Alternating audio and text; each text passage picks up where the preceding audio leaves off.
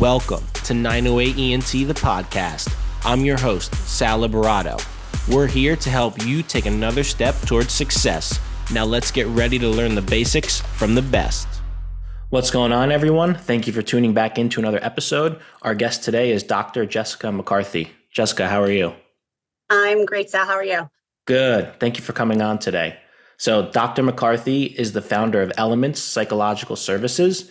She has built a practice of doctoral level psychologists who are all experts in their respective fields. She has created a space, both in person and remotely, that is comfortable, easy to access, and where both patients and team members feel valued and empowered. But this is all public info. Anybody can Google you, Google the practice. What would you really like our listeners to know about you? I think probably the most important thing is that, one of the nice things about our practice is that we're both in person and virtual, and members of our team are licensed across 40 different states in the United States. So we can treat you here up in Northern New Jersey, but we can also treat you if you're in one of the states that we have a licensure in. So we have accessibility to your listeners, our listeners, and we can help you and meet you where you're at. That's awesome. So just to get the show started, I always like to ask everybody, what are the three simplest things that lead to success? It's interesting. When I was kind of thinking about this was the hardest one for me to answer and come up with. I think, and it kind of reminded me to slow down. I think that, which is the first point, is how you're defining success. When I'm sitting in the room with a patient or their family and I'm listening to them, kind of tell me what brings them in, I'm starting to formulate in my mind, what's going on, how can I help, what I might think is the issue that needs to be addressed. But what I've learned throughout my career is that it's important for me to ask, what are they looking to get out of this? What are they hoping to do? How are they defining success? And even on the business end, what might be my idea of success certainly might not be someone else's success. So I think really having clarity in your goal and how you're defining success is really important. I think the second thing that leads to success is having boundaries. And people usually get really scared when you hear the word boundary, like I'm setting a boundary with you. Mm-hmm. I encourage people to think about boundaries a little bit differently. Boundaries let people know kind of how they can best and safely operate around you. So when I'm clear with, what I expect, what I don't expect, it lets people know how to function. And that's a really good thing, especially when you're meeting someone new, if you're in a new relationship, whether it's a business or a professional one. When you can be clear with your expectations, which also ties in the communication piece, it just lets people function and work together better. So boundaries are really important. I think the third thing that leads to success as well is taking care of yourself. And I know that sounds really, really cliche, but as a business owner, someone kind of about 3.5 years into the small business world now, there are no boundaries. We don't have boundary setting too. Like if I wanted to, I could work 24/7. Mm-hmm. And with technology in the post-COVID world, from a psychology and psychotherapy standpoint, there are times I've seen patients at 7 a.m. There are times I've seen patients at 10 o'clock at night. Wow. And I realized, between my part of running the business, seeing my patients, taking care of my family, like I really need to take care of myself. And just because I can do certain things doesn't mean I should. And also, how am I giving back to myself so I can do the things that I love? So the last couple of years for me have been really important for myself and also the patients I treat in terms of what I kind of call a systems check. So I'm checking in with myself. How are you eating? How are you sleeping? How are you hydrating? How are you moving your body? And how are you treating yourself? So kind of this self-compassion piece. And I've really prioritized that for myself because I think I have to practice what I preach to my patients and also, my team members here. So because if I can't take care of myself, then I can't take care of the things and the people that matter the most to me. Yeah, definitely. Boundaries was a good one. That applies if you run a business or don't.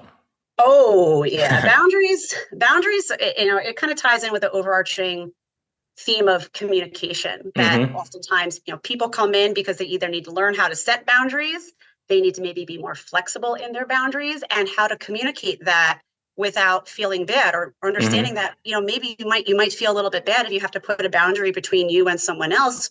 But if you don't, you're going to be sacrificing yourself. And what does that look like? Why would we want to do that Hmm. and put ourselves in a worse position, for the benefit of someone else? What does that look like? So a lot of conversations around that too. Yeah, that's awesome.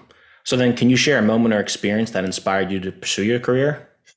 I actually can't. I don't have a moment. I know I'm really gonna knock us out of the park. I don't have a moment in particular Hmm. that was like, yes, I want to be a psychologist. I Yeah. have a lot of moments that were kind of rule outs for me. Um, Okay. I I I first started to love psychology in high school. My high school psychology teacher, her name was Sue Spencer. If any of the Clark peeps are listening, um, she was an amazing teacher and just kind of got me tuned on to that world. But I kind of thought it was cliche at the time. Like, I want to help people. Like, okay, who doesn't? Hmm. And I can tell you about how I thought I would be in business and work on Wall Street, not because I wanted to, but because I just thought that's what I was supposed to be Yeah. doing. And then I started college and I realized that that world wasn't quite for me. And that I really enjoyed working with people. I enjoy listening to people. I enjoy connecting with people. So the profession kind of found me. And then I never saw myself becoming a business owner, but um, I kind of decided early on as I was, working in different hospital and private practice settings that I wanted to do it differently than other people had been doing it that I had been working for. Um, so I kind of just made that foray during COVID of all times into opening my own practice. That's awesome. Yeah, it's definitely one of the perks to starting your own business, doing it the way that you want. It is, but again, back to the boundary thing. Knowing when to pause, knowing when to Hmm. accelerate, and knowing when to ask for help, and also when to trust yourself. There's a whole evolution on the business ownership and leadership side that definitely has been growing throughout this process as well. Yeah, 100%. So then, can you share a lesson that you've learned from that's helped you get to where you are today? Yeah, I almost failed out of college. Oh, wow. That's yeah. When I was in high school, I was kind of that girl. I was, captain of my field hockey team. I was student council president. I was in a lot of AP classes, and things kind of came natural to me. So I just figured I'd go to college, and it would be a continuation of the same. I didn't know how to study. I didn't know how to time manage. I just made it work, Hmm. and by the end of my freshman year, I had a 1.67 GPA. And I was also on a scholarship. And I'll never forget that day because, the portal wasn't that big back then. And Yep. I went to Lehigh University, and Lehigh actually mailed a letter home to my parents. And I knew I didn't do so well, but my parents, the one day I didn't check the mail, my mom walked into my bedroom holding a letter from Lehigh. And I was like, oh my gosh. I thought I was going to get yelled at, and she didn't yell at me. She said, "You've got one semester to turn this around because we're not paying for you to, if I was a partial Yeah. scholarship, we're not paying for you to, waste your time up there." But that failure is really what launched, and I legit failure. I had two F's on my transcript, and one of them still stands today in what was it? Intro to U.S. Foreign Policy. I actually tried to retake the class. The professor and he hated me. I hated him, and I had a C going into the final. And I said to him, what is it going to take to pass this class? And he was like, unless you have an A, I will fail you again. And I just Wow. walked right to the registrar's office and dropped then and there. It wasn't worth it to me. And I still graduated with honors. So There you go. failure kind of taught me two things. It taught me what I was capable of. Like I Hmm. didn't think I was going to be able to, I never would have been able to test myself and pull myself out of that had I not been given the opportunity to. Hmm. And I think that every time I meet a challenge, whether it's in a therapeutic setting with a patient, yeah, on the business side and my personal life, I always go back to that period of time in college where I realized I really had to kind of string together some really, really strong semesters, not only to keep my scholarship, but to succeed at a level that I wanted Yeah. to.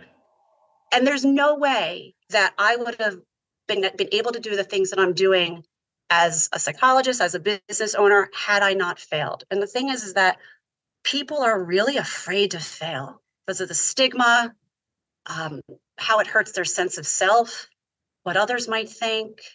And I embrace failure. I think most of the successes I've had in my life, my personal life, my professional life, are because I failed. It's not because I've succeeded. And I always encourage that to my patients, to other colleagues, even my two children, that it's okay to fail. And what can we learn from that? The learning piece is Mm-hmm. also important in the failure piece, and Yes. being open to the learning piece is really what makes the failure piece, critical to the growth process. Yeah, 100%. That was awesome. But even Thank like you. Well, tying it it wasn't awesome at the time. Almost failing out of college is in. it's awesome now on the other side of it, but Yeah. those were a rough few semesters once I started to get some momentum. But yeah, it was definitely the best learning experience to date. Wow. But yeah, I mean, that's awesome for somebody to hear that now that could either be in that position or might be going through that, especially with Yeah. athletics. I mean, almost every great athlete has some type of failure story, I feel like. Yep.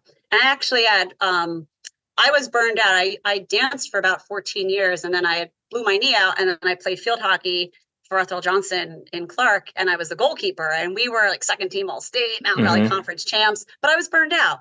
But I Yeah. decided to walk onto the team my junior year at Lehigh just because I wanted to see if I could do it, and I could, and I ended up not playing, but you know, because it was just too much in my schedule with trying to dig yourself out of a Mm-hmm. hole. But it still taught me that, like, well, if I could pull myself out of this, what else can I do? Mm-hmm. I could do some pretty cool stuff. I can grow a business. I can get in shape to try out for a team. I can, make a change in my life if it's necessary, if something's not working. So it was a pretty cool experience. Yeah, 100%. So then, do you have any favorite quotes, mottos, mantras, anything like you personally or that you use within the practice?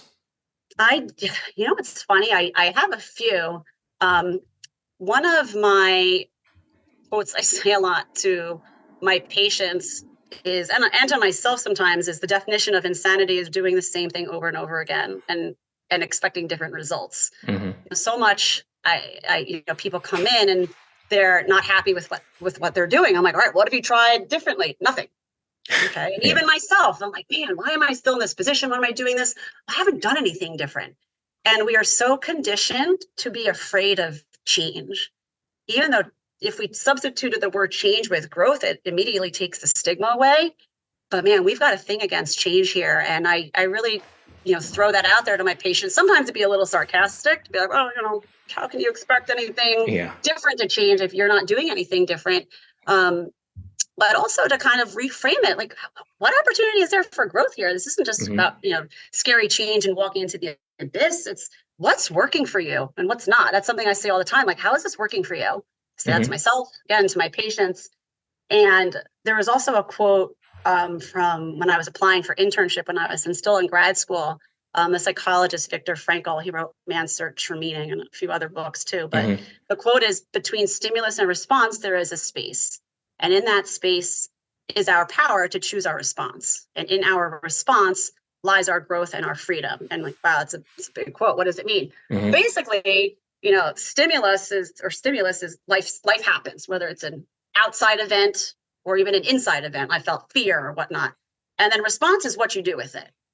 And, the quote says, in that space, between stimulus and response is a space. And that's really what my job as a psychologist is. And I think of myself as a business owner. If every time something stressful happened, if I immediately reacted to it, I'm going to put myself into a hole.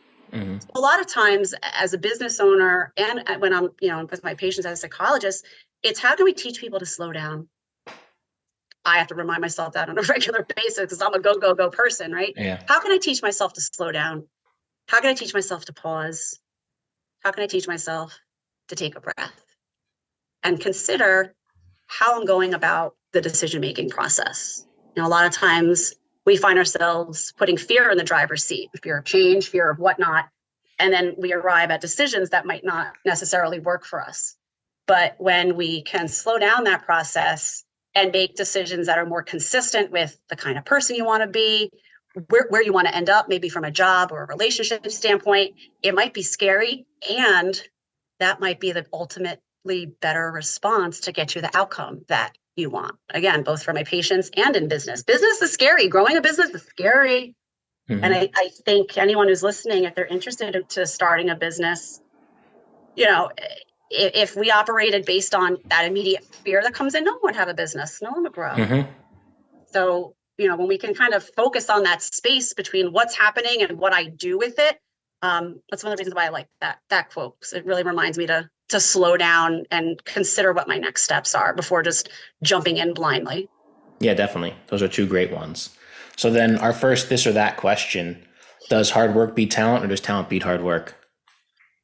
Does hard work beat talent or talent beat hard work?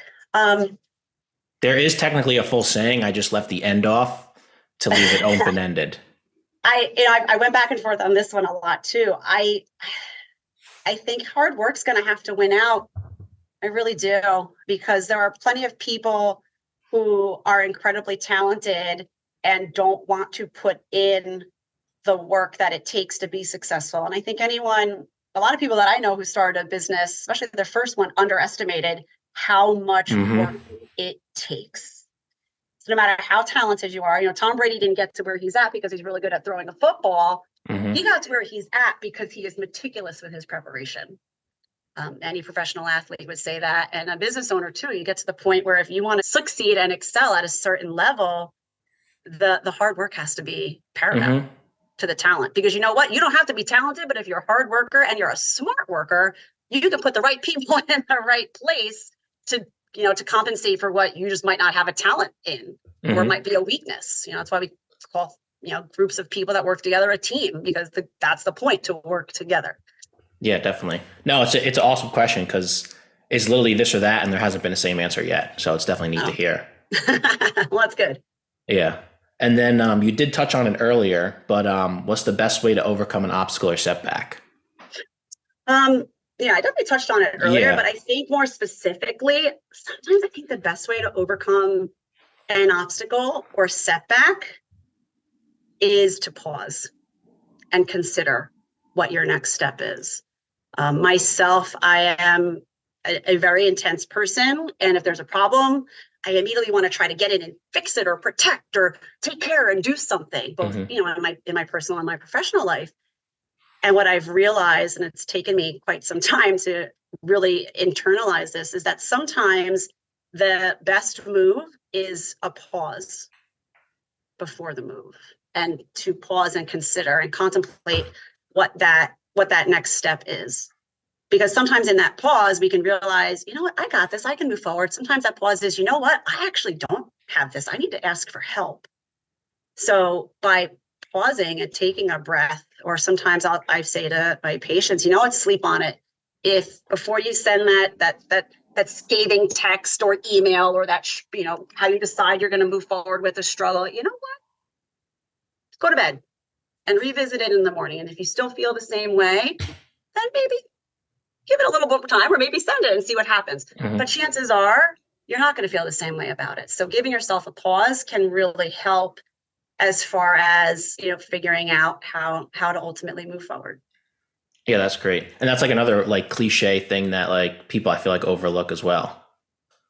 Yeah, I mean, and I when I first saw that prompt, and I just in the world of business and growth, there's always Mm-hmm. the idea of, what, you just have to start. And that's initially what I was going to say. You just have to start. If there's an obstacle or setback, just start to move forward. But you know, sometimes if you're moving forward blindly or without some semblance of an idea of where you may or may not want to end up, like, you could get yourself into a bit of a rockier territory than you meant to be or needed to be even. Mm-hmm. Yeah, definitely. So then what's more important, passion or motivation? I think other people said this on your podcast too, and I have to say, I had this answer in my head before I listened. Neither. It's discipline. There you go. I think passion is necessary. I think motivation is a little bit overrated. Mm-hmm. And there's some research that even talks about how motivation may or may not be necessary for change and moving forward. But if you're not disciplined in what you do, forget it. I actually, to talk about what I was talking about with self-care earlier, just over the last year, I've gotten into weightlifting and really paying attention to my nutrition, so I can have, and how and when I'm fueling my body. And there are days that I am not interested in eating the things that I want to or have Mm-hmm. to. There are days that I'm not interested in going to the gym. There are days, and I would never say this to my trainer because he would tell me that he doesn't care, with love, but I don't feel like doing certain exercises. Mm-hmm. And yet, when I keep in mind my goals and what I want my outcome to be, doing these things becomes necessary, whether that's business, whether that's weightlifting, whether that's anything in life. You're going to have crummy days. You're going to have amazing days. And yet you still have to put in the work, period. Yeah, no, that's a great answer. But a lot of people have said that about the motivation is kind of, it can come and go. Like you can just listen to a song or watch this video or like listen to some talk and get all hyped up and then that's it. Yeah, People have said yeah, that. exactly. I mean, look, I think motivation has a time and place. Like I always think about, Hmm. again, I was an athlete and still am, but I think about like playing sports. Like we had a psych tape before our field hockey Yeah. games. Baseball players have a song they play when they go out to Yep. the mound. Teams being introduced. Like there's something to be said about getting hyped up. Yep. But I think sometimes we can kind of get into dangerous waters. I think, if anyone watches Super Bowl, like Travis Kelce and Andy Reid, that Oh, interaction on the yep. sideline where like Travis got in Andy's face, like he was a little Hmm. too motivated to win. And, he was inappropriate in his sideline actions. And Hmm. yes, I mean, we have a whole conversation about, Yeah. how athletes at that level of play, like get hyped up, but, it went to a level that was unnecessary Hmm. in my opinion. But Travis was really motivated Hmm. in that space, and it's a great example of how being too motivated or too hyped can get you into a little bit of a funky spot. Yeah, 100%. So then how do you continue Still to love my stay? boy Travis because I'm Oh, a I hear huge you. Taylor Swift fan. So I mean, There you go. Best of both worlds. exactly. Yeah. So then how do you continue to stay updated and learn, whether that's in your field or just business in general, like books, trainings, events, different videos? Yeah, so as a licensed psychologist in the state of New Jersey, and every state has its their own guidelines, we are required to take a certain amount of continuing education credits every 2 years to maintain our licenses. And it's really the bare minimum as far as what Hmm. we're supposed to do and be, encouraged to do. So, probably similar to what a lot of people have said, I love to read books. I love going to trainings, but one of the things that I've noticed about myself in this profession, I spend a lot of time for my job reading and talking to people and consuming stuff, books, podcasts, whatnot, in my space.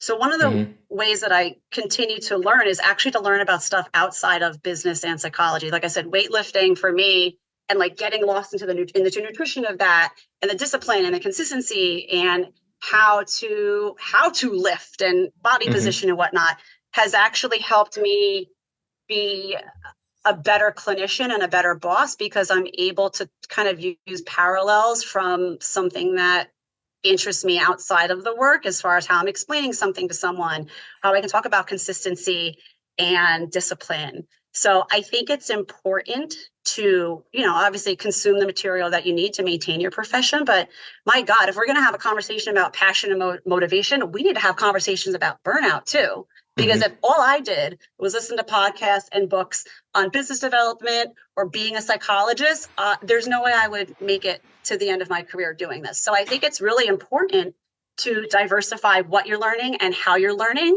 because ultimately it all translates to how you run a business, how I work with my patients, and it keeps things fresh for me too. Yeah, definitely. And then fitness, I feel Plot like twist, definitely curveball. there's what? I said plot twist, curveball. Yeah. But even like the fitness thing, like it has nothing to do with business, but there's so many examples and like parallels that you can use to either relate to like clients or people that you're working with as well. Sure. I mean, Aside from in not the being field like of actually in the psychology, there's fitness industry, you know? 100%. Yeah. And, in the field of psychology, regardless of whatever my patients are coming in for, like I said before, like the systems check is a part of their treatment plan. Hmm. And, you know, the how you're moving your body is a huge conversation because there's an extensive amount of research, regardless of the age group or the population, that talks about the impact of exercise on your physical health, on cognitive health, and on emotional health. And, we exist in a society where a lot of my patients come in and they want a quick fix. They want to go on meds Hmm. and they want the symptoms to go away right away. Okay, great. Me too. Like and I always say, like, if I had a crystal ball, I would be performing this session on my yacht in Turks and Caicos somewhere. Like if I can make something happen, Yeah. quickly.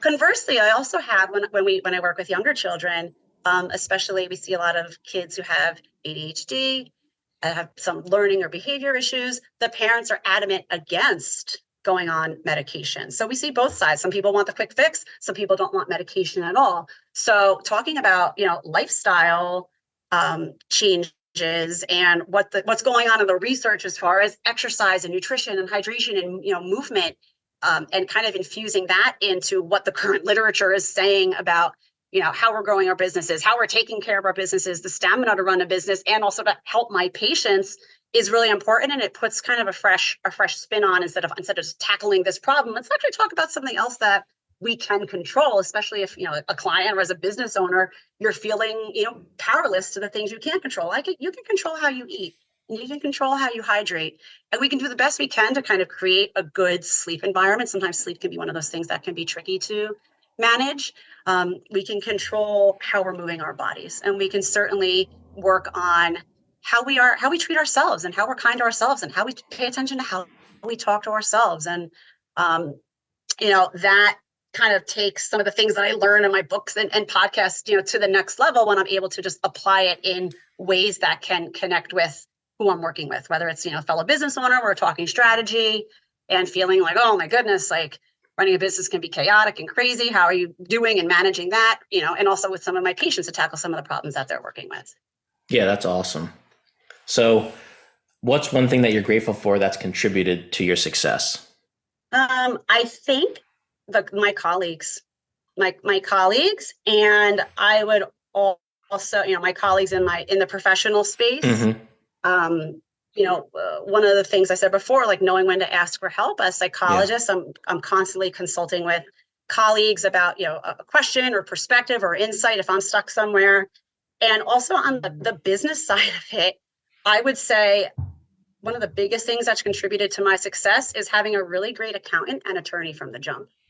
In the mental health space, shout out to Billy Angelo and Michael Seeberger, who are my very good friends from high school. Billy is my accountant, Michael is my attorney.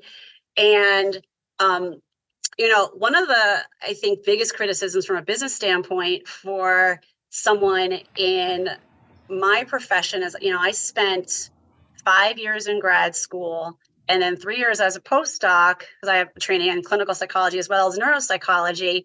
And I did not get one business course. And as a matter of fact, I was told in grad school that I was discouraged from going into private practice right away. There's this idea that you kind of have to pay your dues and I don't know, suffer a little bit before you can, foray into private practice.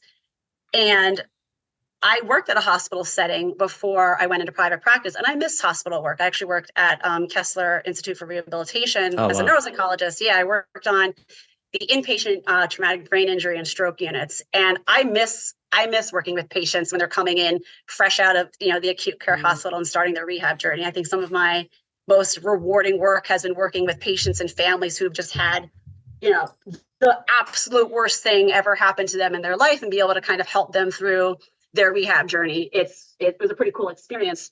But it didn't work for me long term. So when I made the switch to private practice, I actually talked about it with a colleague of mine, my friend, Dr. Allison Shale, who actually does consulting work for my practice too. And she has her own practice too. She's fantastic. And we both were like talking about, going on and doing our own thing. And we kind of were like limping along and helping each other. And she opened her practice a few months before I did. I opened in the middle of COVID in July of 2020, which was a challenge in and of itself. Sure. And for the first year, I didn't, Billy and Michael love to remind me of this. I didn't have an attorney or a really good accountant when I first started.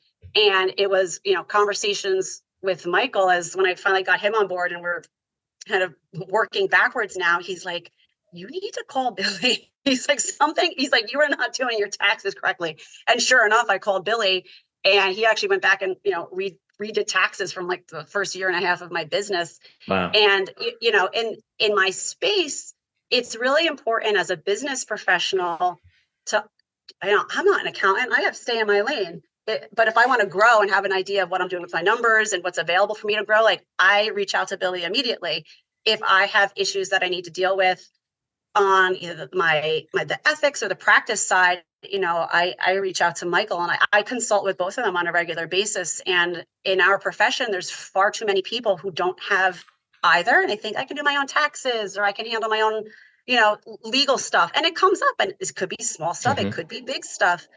If you don't have a good business foundation and put good people in from the jump, it will make your life that much more difficult. I cannot emphasize that more. I have actually referred, Billy and Michael to other colleagues of mine who use their services now, because it's critical. You can't. I like to be able to sleep at night knowing that I am protected in every way possible. So I think it's a long way of saying that, asking for help and getting consults, but and letting people help you, and putting the right people in place will at least increase your likelihood of being successful by that much more. Yeah, definitely. All about the connections. All about the connection, and the right connections. Oh, too. Yeah. So as we come to a close here, what's one final piece of advice you would give our listeners to help them take another step towards success? That's a great question. I thought I would have more clarity on that answer, because I have like five different answers that I could give to this. But I think that the best advice, if I had to give one piece of advice that I could give to someone, is to, this is going to go kind of counter to what I was saying about pausing, is to start. Maybe starting is writing it down, your idea down on a piece of paper, and maybe it's talking to someone. I would say actually start and be accountable. There's actually a study that just came out a few months ago that actually discourages people from telling people that they're going to go and do something. So if you're going to go, I'm going to go on a weight loss journey and I want to lose 25 pounds. We discourage people from kind of telling a lot of people, because what happens when you tell someone you have a good goal? They're going to be like, oh my gosh, that's so great. I'm so happy for you. And then people feel good because they just got positively reinforced for what they said. And there's no action behind it. So when we tell people what we want to do, it actually decreases the likelihood of us actually following through with it. Because, hey, I feel better now that I told someone I'm going to do something. Maybe I actually don't have to do it. So I would say to take a step forward, a behavior, as opposed to just putting words out into the world. And don't get me wrong, those conversations are important, but what's the action behind it? If you're going to have 20 or 30 conversations, consults, fine. But what is the action? Action is what's measured, not words. So if I look back at my business journey, I can talk about my successes or failures, not in terms of the words I've said, but it's more the actions and the choices that I've made. So when we start, I would say, be mindful with starting and put action behind it. What's the behavior look like? I mean, that can apply to anybody, no matter it's business, life, athletics, anything. That's awesome. 100%. You can't be hitting home runs if you don't pick up the bat and practice swinging. Yeah, definitely. Very sports heavy today, but like I said, I was an athlete. That's all right. We have a lot of listeners that like that. Good. Yeah, this has been great. Thank you very much. Thank you, Sal. Thank you for having me. You got it. And then if anybody wants to reach out, feel free. And then what's the best way if anybody wants to connect with you? They can check out our website. It's www.elementspsych, one word, or you can just Google Elements Psychological Services. And our phone number is 201-383-5056. You will get our office manager, Jackie, who is wonderful, and she can help get you in the right direction. Awesome. And then I'll put the links in the show notes as well, so anybody can click those. Great. Perfect. All right. Awesome. Thank you very much. Thanks, Sal.